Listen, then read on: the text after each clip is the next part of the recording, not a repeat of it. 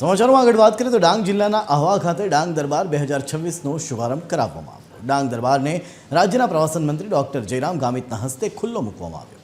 મેળાનું ઉદ્ઘાટન સમારોહમાં વલસાડ ડાંગના સાંસદ ધવલ પટેલ પણ ઉપસ્થિત રહ્યા।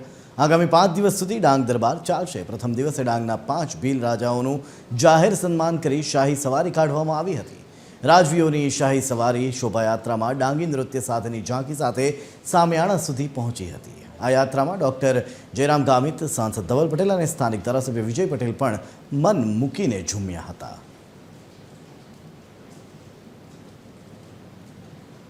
આ વર્ષે પણ ડાંગ દરબારનું ભવ્ય આયોજન ડાંગના આહવા ખાતે સરકારી તંત્રએ કરવામાં આવ્યું છે।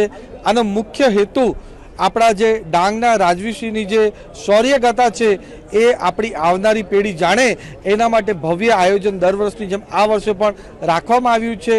જે આપણા ડાંગના રાજવીશ્રીઓએ જ્યારે તે જમાનામાં અંગ્રેજોને લડત આપી હતી અને ડાંગની અંદર ઘૂસવા પણ ના દીધા હતા, એ રીતની શૌર્યગાથાનું વર્ણન આ ડાંગ દરબારમાં થાય છે।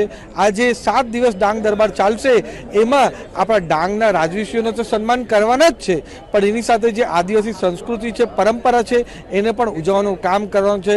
દરરોજ સાંજે સાંસ્કૃતિક કાર્યક્રમ થવાના છે। મોટા કલા આજે ડાંગ દરબાર એ 3જી તારીખ સુધી ચાલવાનો છે। આ ડાંગ દરબારમાં સમગ્ર ગુજરાત, મહારાષ્ટ્ર, અન્ય રાજ્યના પણ ડાંગ દરબાર પણ જોવા આવે છે।